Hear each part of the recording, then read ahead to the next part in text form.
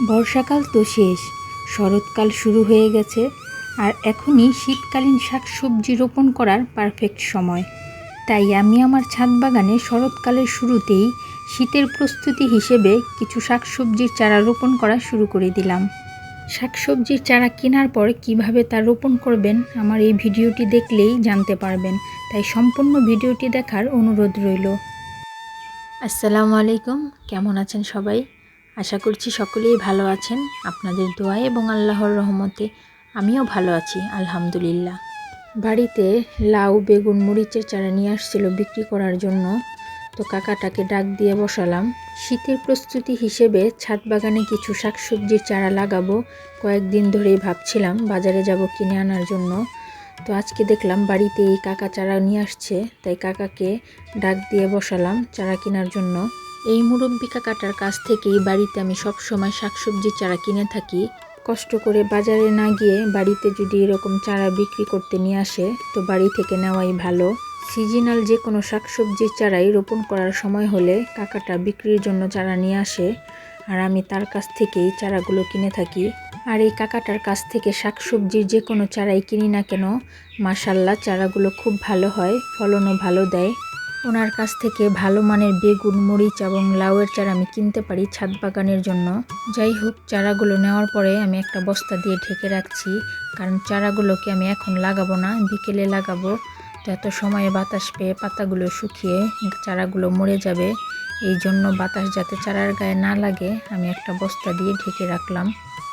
ভেবেছিলাম চারাগুলো সন্ধ্যার আগ মুহূর্তে লাগাবো, কিন্তু বিকেলে আমার জরুরি কাজ থাকায় বাইরে যেতে হবে। তো বিকেলে আর সময় পাবো না চারাগুলো লাগানোর জন্য, এই জন্য দুপুরের পরেই চারাগুলো লাগাতে চলে আসলাম ছাদে। যে কোনো গাছের চারা বা বীজ বিকেলে সন্ধ্যার আগ মুহূর্তে লাগালেই ভালো হয়, কেননা ওই সময়ে আর রোদ থাকে না। রোদের সময় চারা লাগালে গাছগুলো মরে যাওয়ার সম্ভাবনাই বেশি থাকে। বিকেলে সন্ধ্যার আগ মুহূর্তে যখন রোদটা চলে যায় ওই সময়ই চারা লাগানো ঠিক, কিন্তু আমি ব্যস্ততার কারণে সময়ের সাথে আর পারলাম না, তাই চারাগুলো দুপুরের পর দিয়েই আমার লাগাতে হচ্ছে।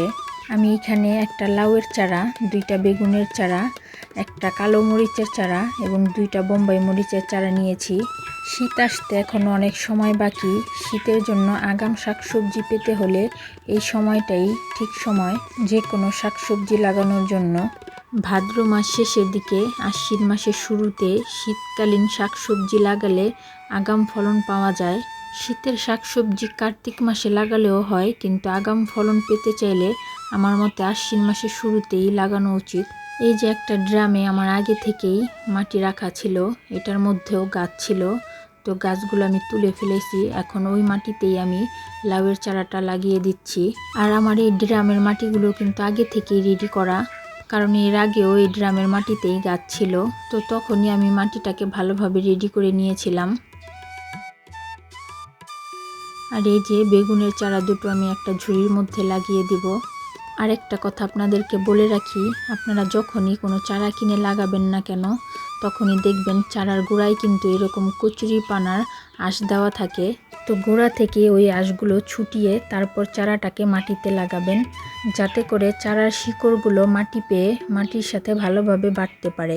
আর গাছের শিকড় যদি মাটিতে বাড়তে না পারে তবে কিন্তু সেই গাছ ভালো হবে না, কয়েকদিন পরে এমনিতেই মারা যাবে। দেখতেই পাচ্ছেন আমি প্রতিটা চারার গোড়া থেকেই কচুরিপানার এই আঁশগুলো তুলে ফেলে দিচ্ছি, কারণ এই আঁশগুলো সহ যদি আমি চারাটা রোপণ করি তো গাছগুলো মরে যাওয়ার সম্ভাবনা বেশি থাকবে। আর গাছের গোড়াটা কিন্তু খুব বেশি মাটির নিচে দেওয়া যাবে না, 1 ইঞ্চি পরিমাণ মাটির নিচে গাড়লেই হবে।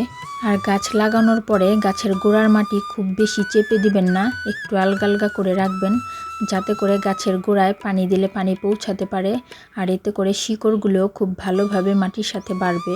গাছের গোড়ার মাটি যদি শক্ত হয় আর চাপ বেঁধে থাকে তখন কিন্তু গাছের শিকড়গুলো আর ভালোভাবে বাড়তে পারে না, আর গাছগুলোও খুব ভালো হয় না।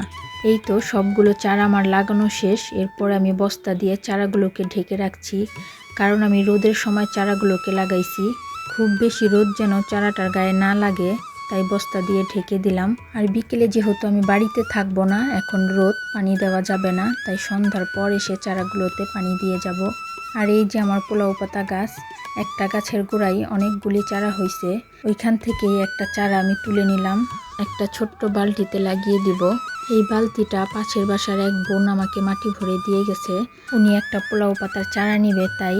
আর এর আগেও আমি তাকে 2টা পোলাও পাতার চারা দিয়েছিলাম। উনি নাকি ঠিকঠাক মতো লাগাতে পারেনি, তাই চারা 2টা মারা গেছে। তাই এখন এক বালতি মাটি দিয়ে বলে গেছে আমি যেন চারাটা লাগিয়ে আমার কাছেই কিছুদিন রেখে দেই, তারপর যখন চারাটা একটু বড় হবে তারপর সে নিয়ে যাবে। তার হাতে নাকি ভালোভাবে গাছ হয় না।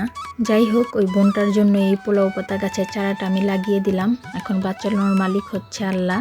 3-4 দিন যাবতই বালতিটা ভরে মাটি দিয়ে গেছে, তো আমি সময়ের জন্য আর চারাটা তুলে লাগাতে পারছিলাম না।